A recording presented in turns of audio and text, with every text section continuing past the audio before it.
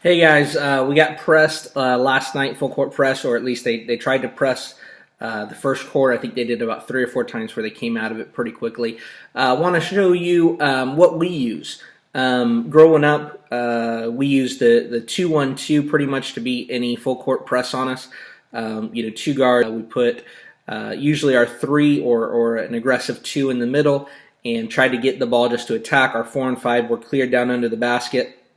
And that's what I was told to do. It was a very slow thing.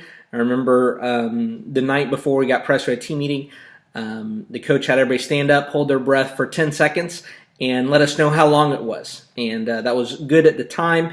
The 2-1-2 does work. Obviously, I have a soft spot for it in my heart because that's what I used as a player.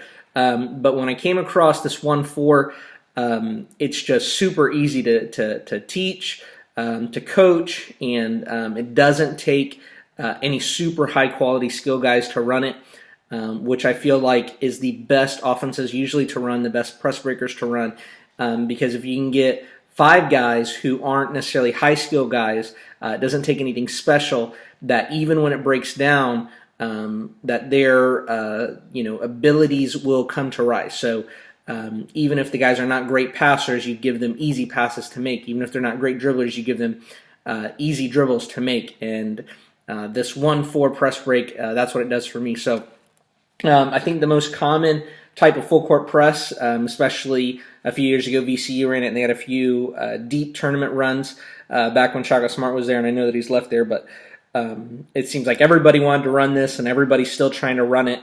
When you Google full court press, it's the first thing that came up. Hoya Press, Georgetown ran it back in the day. So this is what I see most of the time, especially at the middle school level, JV level. If you want to get quick wins, this is the best way to do it. I'm not in favor of it. I think middle school and JV ball, you should really play man to man, just because for player development. But anyway, enough talking. 2 minutes in. So this is what it normally looks like. You got the guy up on the ball, you got your 2 guards, and then you have the guy trying to read, and then usually have your big man back here playing goalie. So this is the defensive setup. Sometimes we'll play these guys on a rope where they'll both be even, but for this example, this is how it'll look. So what we're going to run is our 1-4 inbound. Usually my inbounder, he doesn't have to be the best passer, the best decision maker, because again, I've eliminated all decision making from him. So usually I'm going to have him be kind of my lowest skill guy, meaning I don't trust his passing too much, and I don't trust his dribbling too much, and he's not necessarily the guy who has the speed to run down and make a layup. And so we'll run all 4 across. You don't want this guy to get too far out. I drew him maybe a little bit far out. I like to put him around the 3-point line and right even with the free throw line. If anything, put them a little bit further away from the inbounds line, but for this illustration, I just drew it there. So anyway, what I want to do is have all 4 of them line up, have the 2 guys in the middle be my ball handlers. I'm going to put just G next to them so we know that they're guards, and then I'll have one guy here on my wing.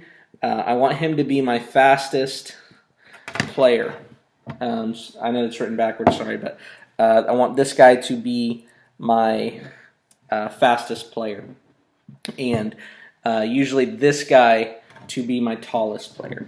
And so what this will look like is we want to inbound once we're all set to my tallest player here on the side, the furthest out, and this goes against conventional wisdom.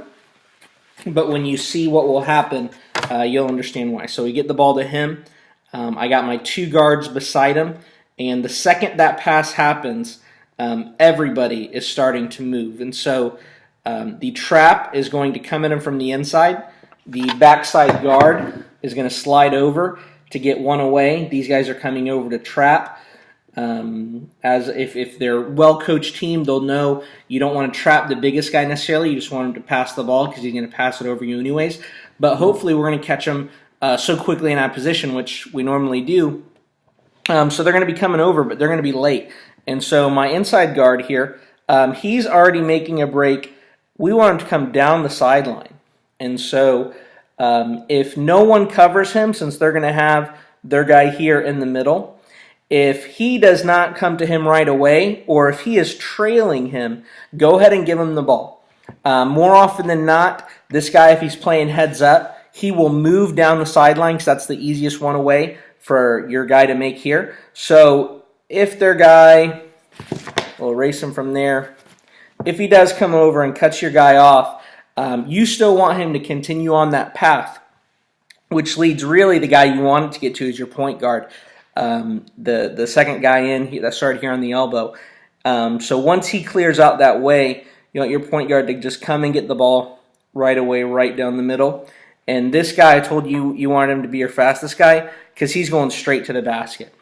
What this is going to do, it's going to open up a very, very quick 3-on-1. Very, very quick. If you pass the ball quickly, I know it kind of looks like a mess on here, but the 1-4 setup, I'll redraw it real quick for you.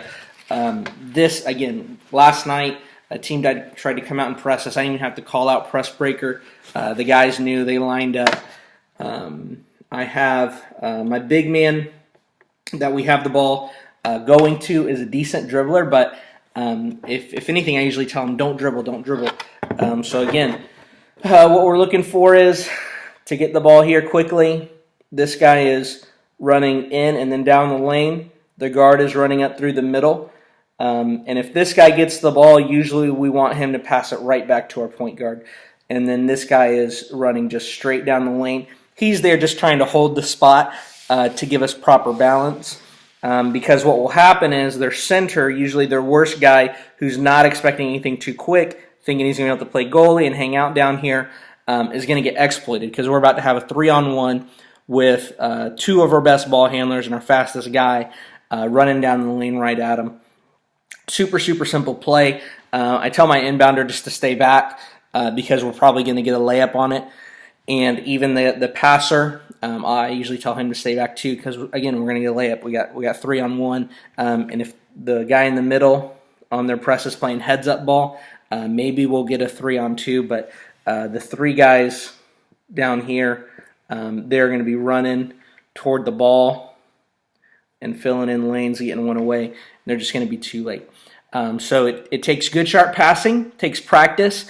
I usually run this depending on how much practice time I have. Here with the high school varsity team that I have this year, we practice anywhere from 10 to 12 hours a week. And so usually I'll do this with 2 practice periods, about 5 to 10 minutes. I'll call out what I want to see. All 5 guys touch the ball, so they know. Thrown into the big men, guard, hit ahead to my fastest guy. Or I'll say, 2 passes, get it down. So I'll throw into my big man.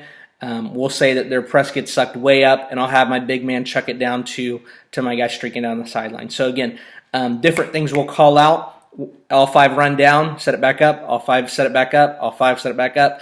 Again, it just keeps them fresh. It eliminates all thinking, and it's really the best way to beat the press I found. Also, I know this video is getting way too long. It's already at 8.5 minutes. But we also run this against half-court traps. Set it the same exact way. If a trap is coming, they don't want to let you behind it. So they're fine letting you take the ball up court. What I'll do is I'll set it up pretty much depending on how aggressive their trap is, whether it's 3-2, 1-3-1, whatever their trap is. If their front guy is aggressive and he's crossing the half-court line and he's coming up to almost extend it to like a 2/3 trap, then I will run it on our side of the court. I will put our big man maybe about 5 feet away from the half-court line. And again, we'll do the same thing. First guard cuts down, going to the corner. Point guard, tries to circle in front of him. And usually, again, this is bam, bam, bam, and we're just getting in the gaps and we're burning them. If they're sitting back and they're really trying to let you come across the line so they can use that half court against you, then I will have my big man, again, probably be 3 or 4 feet past the line. The worst thing you can do when you're getting trapped is to get it back court. It's a momentum thing. It makes the defense think they're doing a good job trapping you. But again, with this 1-4 set, just no brainer. Takes 4 or 5 passes, and you're going to get a layup full court or half court. So hopefully that helps you. I wish I would have been able to run this in high school. It made my whole life a whole lot easier. But anyway, that's my 1-4 press break. Great stuff. If you get pressed, use it. Let me know how it goes. All right, thanks guys. Good luck.